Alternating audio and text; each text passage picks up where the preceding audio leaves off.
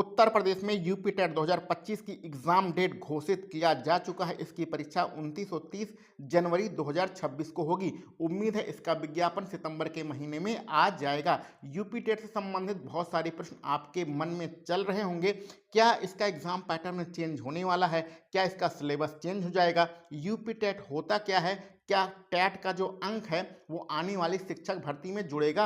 इन सभी प्रश्नों का आंसर इस वीडियो लेक्चर में दिया जाएगा। तो चलिए वीडियो को हम लोग स्टार्ट करते हैं। तो देखो भैया, सबसे पहले हम ये समझने की कोशिश करते हैं कि यूपी टेट होता क्या है। तो सबसे पहले आप समझिए कि उत्तर प्रदेश में अगर आपको कक्षा 1 से लेकर कक्षा 8 तक अध्यापक बनना है तो यूपी टेट की परीक्षा आपको क्वालिफाई करनी ही पड़ेगी। 1 से 5 जिसको हम लोग प्राइमरी कहते हैं उसके लिए पेपर 1 होता है, फर्स्ट होता है, और 6 से 8 जिसको हम लोग जूनियर कहते हैं उसके लिए पेपर सेकंड होता है।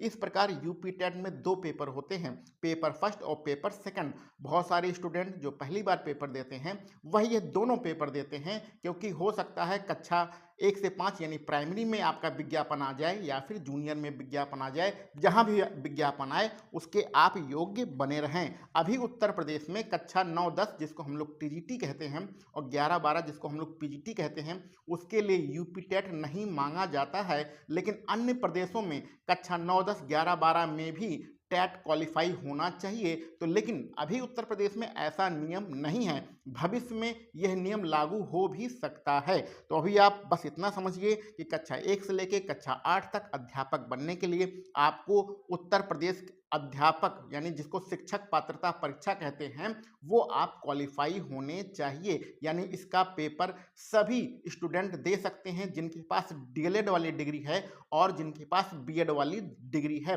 सुप्रीम कोर्ट के आदेश से ये आपको पता है कि बीएड वालों को अभी प्राइमरी यानी 1 से 5 के लिए बाहर कर दिया गया है। तो बीएड वाले प्राइमरी का पेपर नहीं दे सकते हैं, लेकिन जो डीएलएड वाले स्टूडेंट हैं वह प्राइमरी और जूनियर दोनों का पेपर दे सकते हैं। और बीएड वाले जो स्टूडेंट हैं अभी वर्तमान समय में सिर्फ जूनियर वाला यानी कि 6 से 8 वाला जो सेकंड पेपर होता है उसे ही दे सकते हैं। तो ये सारी चीज़ें आपके मन में क्लियर हो गई।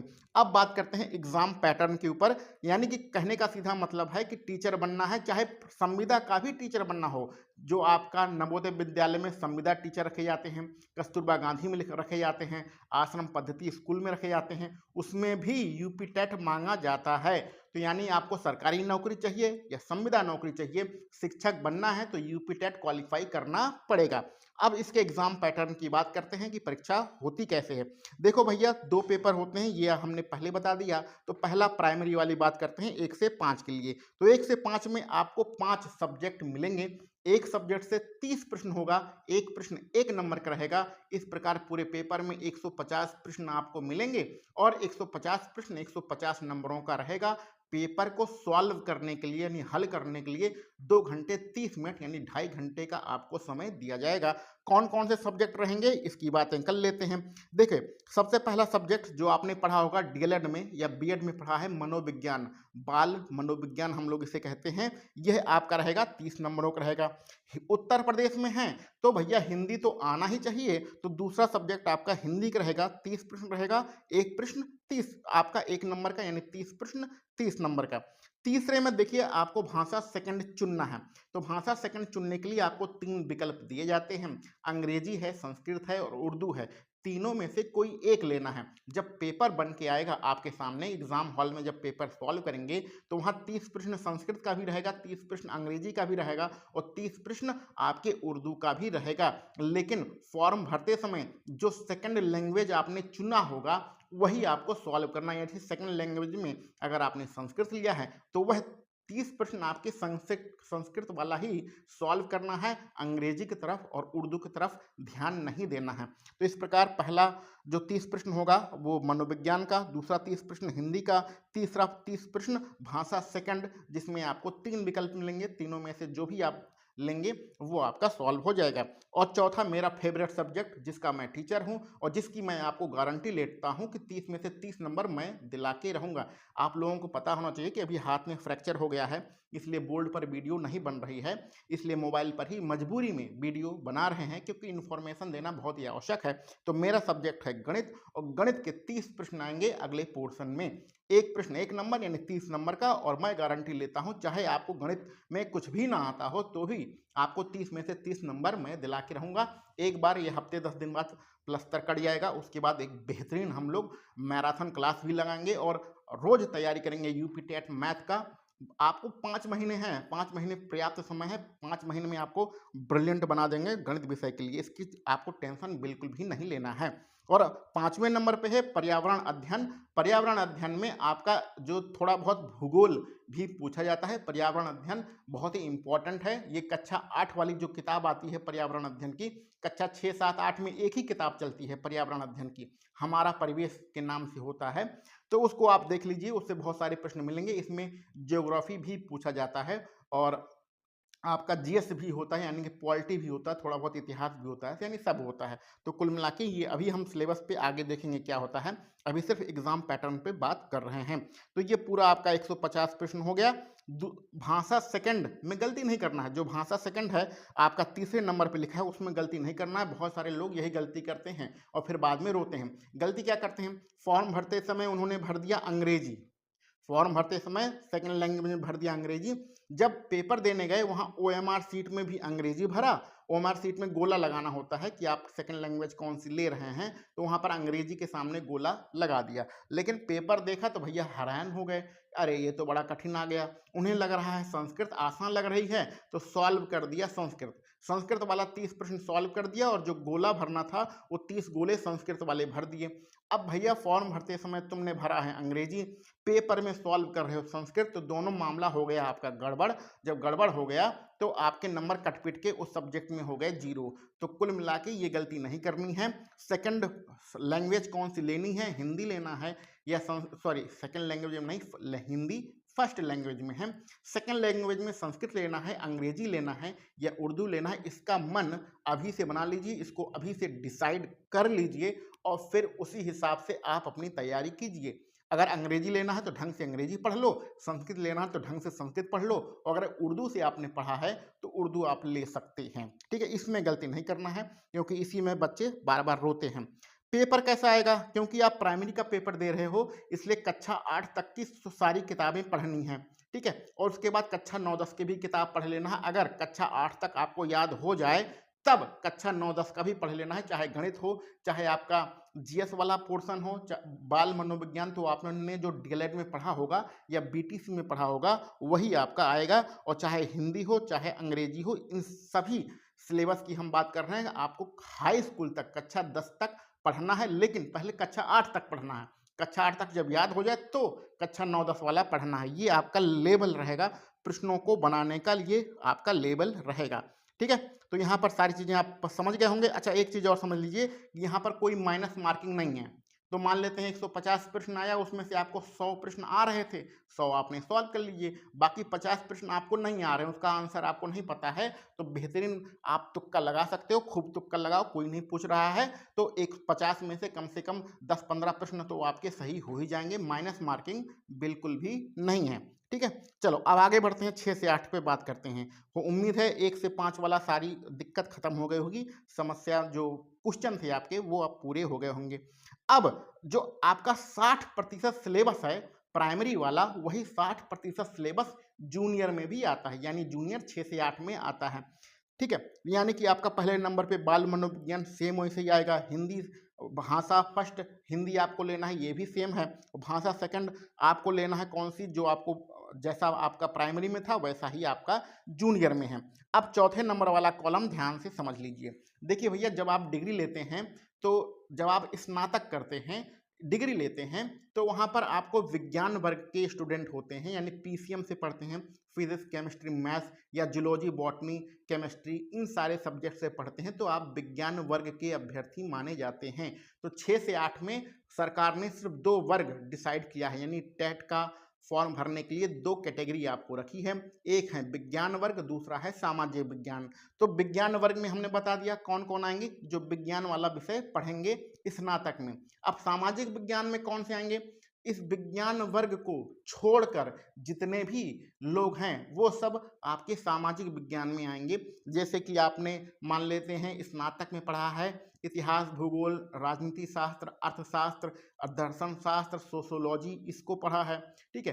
एजुकेशन आपने पढ़ा है या फिर हिंदी विषय पढ़ा है स्नातक में, अंग्रेजी विषय पढ़ा है स्नातक में।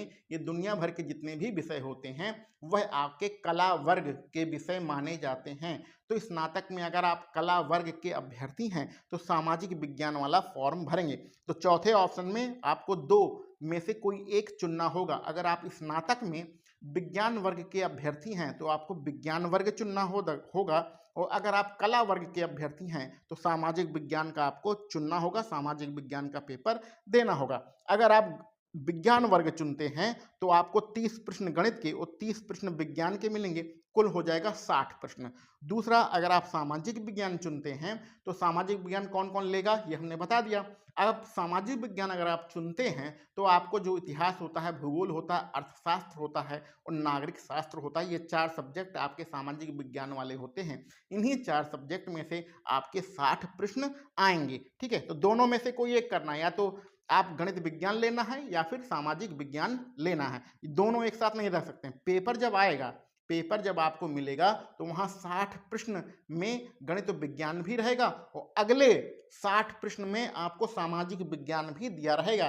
तो जो आप जिस कैटेगरी में आप आते हैं वही वाला 60 प्रश्न आप सॉल्व करेंगे। ऐसा नहीं करना है कि आपने फॉर्म भरते समय तो विज्ञान वर्ग भरा, तो विज्ञान वर्ग भरने का मतलब पेपर में जब जाओगे तो वहां पर भी आपको गणित और विज्ञान के क्वेश्चन ही सॉल्व करना है, लेकिन जब पेपर में गए तो वहां आपको कठिन लग रहा है, आपने सामाजिक विज्ञान के 60 प्रश्न सॉल्व कर दिए। ऐसा नहीं करना है।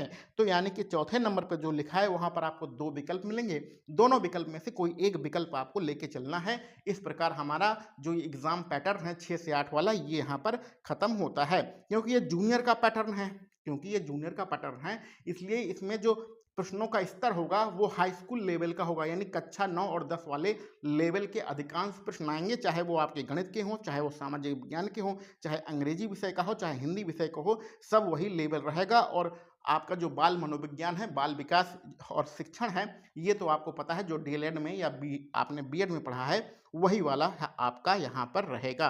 कोई माइनस मार्किंग नहीं है। यहाँ पर भी अगर आपको कोई प्रश्न नहीं आ रहा है तो आराम से आप तुक्का लगा सकते हैं।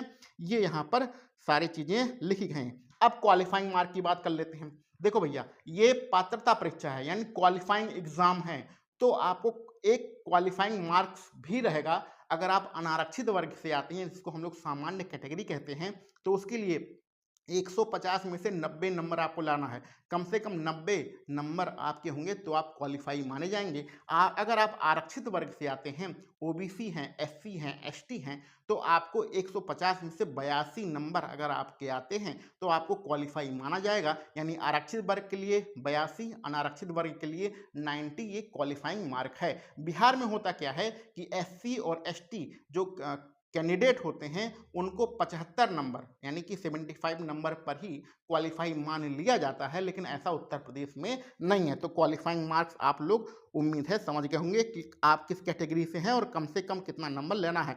लेकिन इस कम से कम के चक्कर में नहीं पड़ना है। अगर कम से कम के चक्कर में पड़े हुए तो नौकरी मिलने से रही भैया, नौकरी कभी नहीं मिलेगी, जीवन में नहीं मिलेगी। लटकने वाला काम हमें अपने जीवन में नहीं करना होता है। 90 नंबर पे आप क्वालिफाई होंगे, तो ये तैयारी नहीं करना कि मेरे 90 नंबर आ जाएं।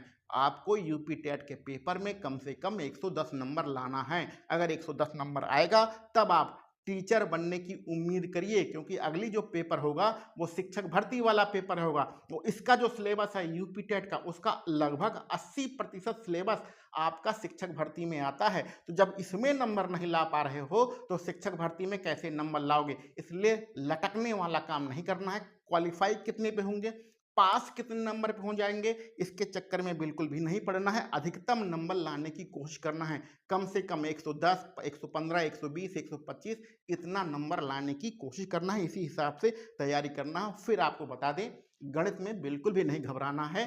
थोड़ा सा प्लस्तर मेरा कटने दीजिए, बोर्ड पर हम पढ़ाने के लिए बिल्कुल तैयार हैं। बस कट जाए, उसके बाद बढ़िया यूपी टेट की क्लास चलाएंगे और गणित में 30 में से 30 की गारंटी तो हम ले रहे हैं। बाकी भैया आप अपने अपने सब्जेक्ट देख लीजिए। तो ये सारी चीज़ें हमें उम्मीद है यहाँ पर समझ में आ गया होगा। ये एग्जाम पैटर्न की बात हो रही थी। अब बात कर लेते हैं सिलेबस पे। सिलेबस में एक चीज़ ध्यान से समझिएगा। सबसे पहला जो आपका रहेगा, जो 3 सब्जेक्ट आपके हैं, मतलब कि आपका मनोविज्ञान पहला वाला पोर्शन, दूसरा वाला पोर्शन जो आपका हिंदी आता है, तीसरे वाले पोर्शन में जो आपका लैंग्वेज सेकंड चुनना होता है, जिसमें हम लोग अंग्रेजी, संस्कृत अथवा उर्दू में से कोई एक लेते हैं। तो ये जो 60% सिलेबस है, ये दोनों में बराबर रहता है, इसमें कोई अंतर नहीं रहता है। ठीक है, अब आगे बात करते हो। तो ये आपका मनोविज्ञान का सिलेबस है। आप ध्यान से मनोविज्ञान का सिलेबस देख लीजिए। मैं मनोविज्ञान का कोई एक्सपर्ट नहीं हूँ, इसलिए इस पर ज़्यादा चर्चा नहीं करेंगे। ये आप सिलेबस यहाँ पर ध्यान से देख लीजिए। ठीक है, अधिगम से बहुत क्वेश्चन पूछे जाते हैं, तो भैया अधिगम अच्छे से तैयार कर लेना, नहीं तो कुछ होने वाला नहीं है। वर्णमाला, हाँ, अब हिंदी का सिलेबस आता है, यानी दूसरे पार्ट जो हिंदी था उसका सिलेबस आता है। और हिंदी में जो दूसरा वाला पोर्शन लिखा ना, हिंदी वर्णमाला, इसको जरूर रख लेना। ये बहुत बड़ा पोर्शन है, कम से कम 3-4 दिन लगेगा आपको पढ़ने में, लेकिन इसको पढ़ लेना भैया। कम से कम 2 से 3 प्रश्न इससे जरूर आते हैं। हिंदी वर्णमाला सबसे इंपॉर्टेंट है। अच्छा, सिलेबस में एक चीज़ और बता दें, यहाँ देखिए सिलेबस में लिखा है भाषा विकास का अध्यापन, यानी कि जो आप हिंदी पढ़ते हैं या अंग्रेजी पढ़ते हैं या संस्कृत पढ़ते हैं या गणित पढ़ते हैं, तो उसमें जो होता है एक शिक्षण कौशल होता है कि इसको, इस सब्जेक्ट को पढ़ाया कैसे जाता है। जब आप सीटेट की परीक्षा देते हैं तो वहाँ पर शिक्षण कौशल से 15, जैसे 30 प्रश्न हिंदी से आ रहे हैं, तो शिक्षण कौशल से 15 प्रश्न आते हैं और हिंदी जो ग्रामर होती है उससे 15 प्रश्न आते हैं। इस प्रकार 15-15 प्रश्नों का डिवाइडेशन होता है। लेकिन यूपी टेट का पेपर मैं पिछले 15 सालों से देख रहा हूँ। जो पहला पेपर था 11 वाला, उसको भी देखा है, और अभी पिछला वाला जो 22 में हुआ है उसको भी देखा है। आपके कभी भी शिक्षण कौशल से प्रश्न पूछा ही नहीं जाता है। तो कभी नहीं पूछा गया, कभी भी नहीं पूछा गया है।